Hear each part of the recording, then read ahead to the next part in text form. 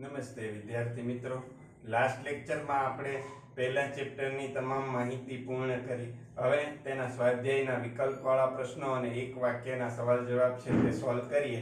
ત્યારબાદ આપણે બીજું ચેપ્ટર છે તેને શરૂ કરીશું. પેજ નંબર 22 ઉપર વિકલ્પવાળા 3 પ્રશ્નો છે તેને પહેલા સમજી લઈએ. પહેલા પાઠની અંદર પહેલો પ્રશ્ન, બદલા પદ્ધતિમાં નીચેનામાંથી કયું વિધાન સાચું નથી? તેમાં અ છે કે વસ્તુના બદલામાં નાણાંની લેવડ દેવડ થાય છે, તે વિધાન સાચું નથી, તેથી જવાબ અ રહેશે. હિસાબી પદ્ધતિની કઈ મર્યાદા છે? નાણાંનું સ્થિર મૂલ્ય. બીજાની અંદર ડ જવાબ છે તે સાચો રહેશે. હિસાબી પદ્ધતિને ઐતિહાસિક હિસાબી પદ્ધતિ તરીકે ઓળખવામાં આવે છે. ત્રીજામાં અ જવાબ સાચો રહેશે. એક વાક્યમાં સવાલ જવાબ. ધંધામાં મૂડી કોના દ્વારા આપવામાં આવે છે? ધંધામાં મૂડી ધંધાના માલિક દ્વારા આપવામાં આવે છે. ઘાલકાત ધંધા માટે શું કહેવાય છે? ઘાલકાત ધંધા માટે નુકસાન કહેવાય છે. સ્થિર નાણાંનું મૂલ્ય એટલે શું? સ્થિર નાણાંનું મૂલ્ય એટલે કે જે કિંમતે ભૂતકાળમાં મિલકત ખરીદી હોય તે જ કિંમતે ભવિષ્યમાં મિલકત ખરીદવામાં આવશે તેવી ધારણાને સ્થિર મૂલ્ય કહેવામાં આવે છે. દ્વિનોંધી નામા પદ્ધતિ એટલે શું? દ્વિનોંધી નામા પદ્ધતિ એટલે ધંધાના આર્થિક વ્યવહારો છે તેને હિસાબી ચોપડે નોંધવાની કળા, અથવા તો જે હિસાબી પદ્ધતિની અંદર વ્યવહારની ઓછામાં ઓછી બે અસર આપવામાં આવે, એક અસર ઉધાર અને બીજી અસર જમા, તેને દ્વિનોંધી નામા પદ્ધતિ કે દ્વિનોંધી હિસાબી પદ્ધતિ કહેવામાં આવે છે. ત્યારબાદ એક વાક્યના પ્રશ્નોમાં છેલ્લો પ્રશ્ન, મળેલ વટાવ એ ઉપજ કે ખર્ચ છે તે જણાવો. મળેલ વટાવ એ ધંધાની ઉપજ કહેવામાં આવે છે. તો અહીં આપણે એક વાક્યના પ્રશ્નો અને વિકલ્પવાળા પ્રશ્નો પૂર્ણ કર્યા. હવે આપણે બીજું ચેપ્ટર જે છે વ્યવહારોની દ્વિઅસર અને ખાતાના પ્રકાર તેની શરૂઆત કરવાની છે. તો વ્યવહારોના દ્વિઅસર અને ખાતાના પ્રકાર તેની અંદર સૌપ્રથમ પ્રશ્ન છે ધંધાકીય વ્યવહારનો અર્થ. આ ધંધાકીય વ્યવહારનો અર્થ છે તેનાથી આપણે આ ચેપ્ટરની શરૂઆત કરવાની છે. આ અર્થ છે તે આપણે પહેલા ચેપ્ટરમાં પારિભાષિક શબ્દોમાં પણ સમજ્યા હતા. તે જ બાબત છે તે ફરીથી અહીં રિપીટ થાય છે. આપણે તેને ફરીથી સમજીએ. ધંધાકીય વ્યવહારનો અર્થ. મેં તમને વ્યવહારનો અર્થ કીધો હતો. વ્યવહાર એટલે લેવડ દેવડ, આપ લે કરવી. એક વ્યક્તિ બીજી વ્યક્તિને વસ્તુ આપે, સેવા આપે, કોઈ પણ રીતે લેવડ દેવડ થાય, આપ લે થાય, વિનિમય થાય, તેને વ્યવહાર કહેવામાં આવે છે. ધંધાકીય વ્યવહાર અહીંયા કીધું છે. તો હવે ધંધાકીય વ્યવહાર તેના સંદર્ભે સમજીએ. વ્યવહાર સમજ્યા કે લેવડ દેવડ, આપ લે કરવી, વિનિમય કરો. તો ધંધાકીય વ્યવહાર એટલે શું? તો કે ધંધાકીય વ્યવહાર એટલે વસ્તુ કે સેવાની નાણાંની સામે કે નાણાં સિવાય, વસ્તુ કે સેવાની નાણાંની સામે કે નાણાંની સિવાય, એટલે કે વસ્તુ કે સેવાની રોકડ સ્વરૂપે અથવા ઉધાર સ્વરૂપે વ્યક્તિઓ વચ્ચે, બે પક્ષકારો વચ્ચે, સંસ્થાઓ વચ્ચે થતી લેવડ દેવડ એક પ્રકારની. ટૂંકમાં એટલું કહીએ કે બે વ્યક્તિ, બે સંસ્થા કે બે પક્ષકારો વચ્ચે વસ્તુ કે સેવાની રોકડ સ્વરૂપે અથવા ઉધાર સ્વરૂપે જે લેવડ દેવડ થાય તેને ધંધાકીય વ્યવહાર કહેવામાં આવે છે.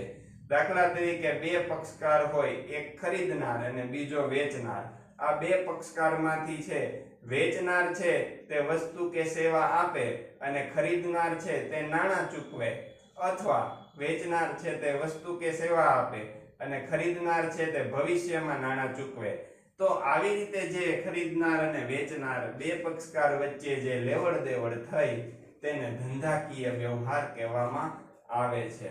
આ ધંધાકીય વ્યવહાર છે તેના બે પ્રકાર છે, આર્થિક વ્યવહાર અને બિન આર્થિક વ્યવહાર. આપણે સૌપ્રથમ આર્થિક વ્યવહાર છે તેનો અર્થ સમજીએ કે આર્થિક વ્યવહાર એટલે શું. ધંધાકીય વ્યવહાર તો આપણે જોયો. કે બે વ્યક્તિ, બે સંસ્થા કે બે પક્ષકાર વચ્ચે વસ્તુ કે સેવાની લેવડ દેવડ રોકડ સ્વરૂપે અથવા ઉધાર સ્વરૂપે થાય તેને ધંધાકીય વ્યવહાર કહેવામાં આવે છે. આ ધંધાકીય વ્યવહારમાં પહેલો પ્રકાર છે આર્થિક વ્યવહાર. તો કે આર્થિક વ્યવહાર કોને કહેવાય? આર્થિક વ્યવહાર એટલે કે જે વ્યવહારનું નાણાકીય મૂલ્ય હોય તેને આર્થિક વ્યવહાર કહેવાય. જે વ્યવહારને નાણામાં માપી શકાય, જેનું કંઈક મૂલ્ય હોય બજારમાં, એને આર્થિક વ્યવહાર કહેવાય. દાખલા તરીકે ₹5000 નો માલ રોકડેથી ખરીદ્યો તો 5000 છે તે વ્યવહારનું નાણાકીય મૂલ્ય થયું કહેવાય, એને માપી શક્યું. ટૂંકમાં જે કાંઈ વ્યવહાર છે તેને નાણામાં મૂલ્ય માપી શકાય તેને આર્થિક વ્યવહાર કહેવાય. 1000 નો માલ મહેશભાઈને વેચ્યો, મહેશભાઈ 1 મહિના પછી નાણાં ચૂકવશે તો તેની સાથે ઉધાર સ્વરૂપે વ્યવહાર થયો. તેમાં નાણાં તો મળવાના જ છે આપણને, પણ 1 મહિના પછી મળવાના છે. તો આ 1000 છે તે તેનું નાણાકીય મૂલ્ય કહેવાય. ટૂંકમાં કોઈ પણ વ્યવહારનું નાણાકીય મૂલ્ય હોય તેવા વ્યવહારને આર્થિક વ્યવહાર કહેવાય. અને આવા આર્થિક વ્યવહારો છે તેને જ હિસાબી ચોપડે લખવામાં આવે છે. જે કોઈ વ્યવહારનું નાણાકીય મૂલ્ય હોય તેને આર્થિક વ્યવહાર કહેવાય. આર્થિક વ્યવહાર છે તે બધા આપણા ધંધાના હિસાબી ચોપડે નોંધવામાં આવે છે. આ આર્થિક વ્યવહાર છે તેના જુદા જુદા પ્રકાર છે. તેમાં પહેલો પ્રકાર છે રોકડ વ્યવહાર. આ રોકડ વ્યવહાર બહુ સરળ છે. આપણે બધા રોજબરોજના જીવનમાં અનેક રોકડ વ્યવહારો કરતા હોઈએ છીએ. આપણે પહેલા તેનો અર્થ નામાના દ્રષ્ટિકોણથી સમજીએ કે રોકડ વ્યવહાર એટલે શું. તો કે જે વ્યવહારની અંદર માલ, મિલકત કે સેવાની લેવડ દેવડ થાય અને નાણાં તરત જ ચૂકવી દેવામાં આવે તો તેને રોકડ વ્યવહાર કહેવાય. ટૂંકમાં માલ, મિલકત કે સેવા કાંઈ પણ મેળવીએ અને તરત જ નાણાં ચૂકવી દઈએ તો તેને રોકડ વ્યવહાર થયો કહેવાય. રૂપિયા બાકી ન રહે ચૂકવવાના. ચેક દ્વારા પણ જો કોઈ વ્યવહાર થાય તો તેને પણ રોકડ વ્યવહાર કહેવામાં આવે છે. ટૂંકમાં વસ્તુ, સેવા, માલ કે મિલકત કાંઈ પણ મળે આપણને અને તેની સામે નાણાં તરત જ ચૂકવાય તો તેવા વ્યવહારને રોકડ વ્યવહાર કહે છે. દાખલા તરીકે આપણે 1000 રૂપિયાનો માલ ખરીદીએ અને તરત જ રોકડા રૂપિયા ચૂકવી દઈએ તો તેને માલનો રોકડ વ્યવહાર કહેવાય. 5000 નું ફર્નિચર ખરીદીએ અને તરત રોકડા રૂપિયા કે ચેક આપીએ તો તેને મિલકતનો રોકડ વ્યવહાર કહેવાય. આપણે 1000 રૂપિયા પગારના ચૂકવીએ તો તેને સેવાનો રોકડ વ્યવહાર કહેવાય. તેવી જ રીતે આપણે કોઈ આગળથી રૂપિયા લીધા હોય ઉછીના અને તેને પાછા આપીએ, 5000 રૂપિયા મહેશભાઈ પાસેથી પહેલા લીધા હોય અને પછી તેને ચૂકવીએ તો એને દેવાની ચૂકવણીનો રોકડ વ્યવહાર કહેવાય. આપણને કોઈ રૂપિયા આપણે માંગતા હોય અને આપણને આપે તો લેણાની વસૂલાતનો વ્યવહાર થયો કહેવાય. ટૂંકમાં જે વ્યવહારમાં માલ, મિલકત કે સેવા મળતા તરત જ નાણાં ચૂકવવામાં આવે, રૂપિયા તરત જ ચૂકવી દેવામાં આવે, રોકડ સ્વરૂપે તરત જ ચૂકવીએ કે ચેક સ્વરૂપે તરત જ ચૂકવીએ તો તેવા વ્યવહારને રોકડ વ્યવહાર કહેવાય. રોકડ વ્યવહાર આ જુદી જુદી રીતના થાય કે તેમાં મિલકતની સામે રોકડનો વ્યવહાર હોય, એક પક્ષકાર મિલકત આપે અને બીજો રોકડ આપે. સેવાનો રોકડ હોય, એક પક્ષકાર સેવા આપે અને બીજો પક્ષકાર રોકડ આપે. જેમ કે આપણે પગાર ચૂકવ્યો, મજૂરી ચૂકવી તેની વાત કરી શકીએ. માલનો રોકડ વ્યવહાર હોય, એક પક્ષકાર માલ આપે અને બીજો પક્ષકાર છે તે રોકડા રૂપિયા આપે. ટૂંકમાં નાણાં તરત જ ચૂકવાઈ જાય વસ્તુ, મિલકત કે સેવા મેળવતા તો તેવા વ્યવહારને રોકડ વ્યવહાર કહેવામાં આવે છે. ત્યાર પછીનો વ્યવહાર ઉધાર વ્યવહાર. ઉધાર વ્યવહાર છે એનું બીજું નામ શાખના વ્યવહાર છે. આ ઉધાર વ્યવહાર એટલે શું? વ્યવહાર શબ્દ તો આપણે જાણી ગયા કે લેવડ દેવડ, પણ ઉધાર વ્યવહાર એટલે શું? તો કે જે વ્યવહારની અંદર માલ, મિલકત કે સેવા આપવામાં આવે, બે પક્ષકાર વચ્ચે લેવડ દેવડ થાય માલ, મિલકત કે સેવાની. એક પક્ષકાર કા માલ આપે, કા મિલકત આપે, કા સેવા આપે, પરંતુ બીજો પક્ષકાર છે તે રૂપિયા ન આપે, રૂપિયા ભવિષ્યમાં આપે, તરત જ ન આપે. તો તેવો જે વ્યવહાર થાય તેને ઉધાર કે શાખનો વ્યવહાર કહેવામાં આવે છે. એક પક્ષકાર છે તે માલ આપે, મિલકત આપે, સેવા આપે, તો સામો પક્ષકાર છે તે તરત ચૂકવણી નથી કરતો, તે ચૂકવણી છે તે ભવિષ્યમાં કરે છે. તો તેવો જે વ્યવહાર છે તેને ઉધાર વ્યવહાર કહેવામાં આવે છે.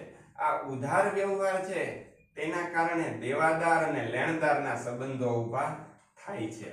જે વ્યક્તિ ઉધાર માલ, મિલકત કે સેવા આપે તે લેણદાર બને છે, અને જે વ્યક્તિ ઉધાર માલ, મિલકત કે સેવા મેળવે તે દેવાદાર બને છે.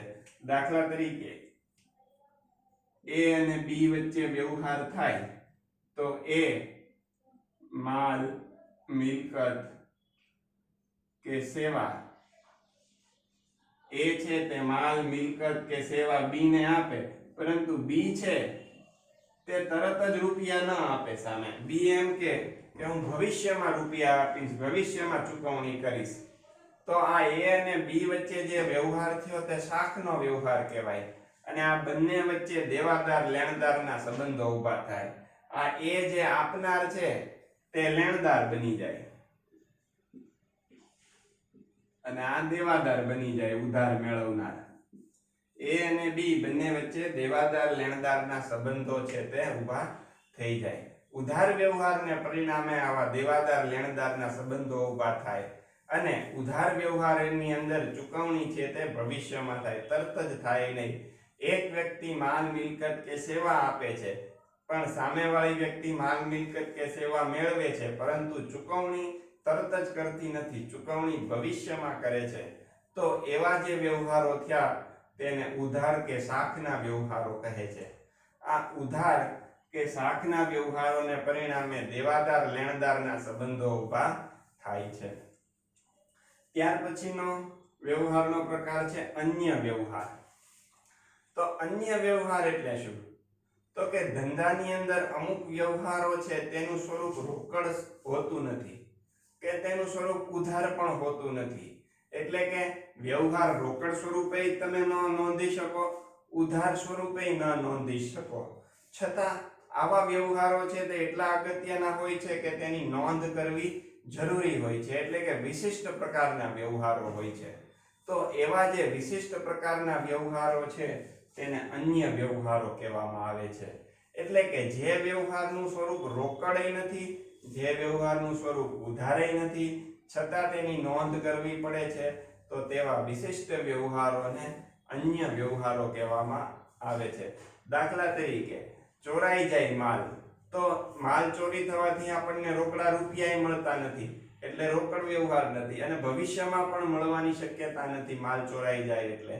તો રોકડ કે ઉધાર નથી, છતાં આપણને માલ ચોરાઈ ગયો, એનું નુકસાન તો થાય જ છે, તો તેની નોંધ કરવી તો જરૂરી બને છે. તો એવા જે વ્યવહારો છે તેને વિશિષ્ટ કે અન્ય વ્યવહારો કહેવામાં આવે છે. આવા વ્યવહારોની હિસાબી ચોપડે નોંધ થાય છે. આગથી માલ બળી જવો, માલ ચોરાઈ જવો, અકસ્માતથી નાશ પામવો, આ બધા અન્ય કે વિશિષ્ટ વ્યવહારો છે જેને હિસાબી ચોપડે નોંધવામાં આવે છે. ત્યાર પછીનો વ્યવહારનો પ્રકાર છે આંતરિક વ્યવહાર. આંતરિક વ્યવહાર કોને કહેવો? તો કે જે વ્યવહાર ધંધાની અંદર જ થતો હોય, જેમાં ધંધાની બહારના વ્યક્તિઓ સાથે કોઈ સંબંધ ન હોય, જે વ્યવહાર ધંધાની અંદર જ થાય છે તેવા વ્યવહારને ધંધાનો આંતરિક વ્યવહાર કહેવામાં આવે છે. આંતરિક વ્યવહારમાં મિલકત પર ઘસારો ગણવો, મિલકત અપ્રચલિત થઈ જવી, તેવા પ્રકારના જે કાંઈ વ્યવહારો છે તેને આંતરિક વ્યવહારો કહેવામાં આવે છે.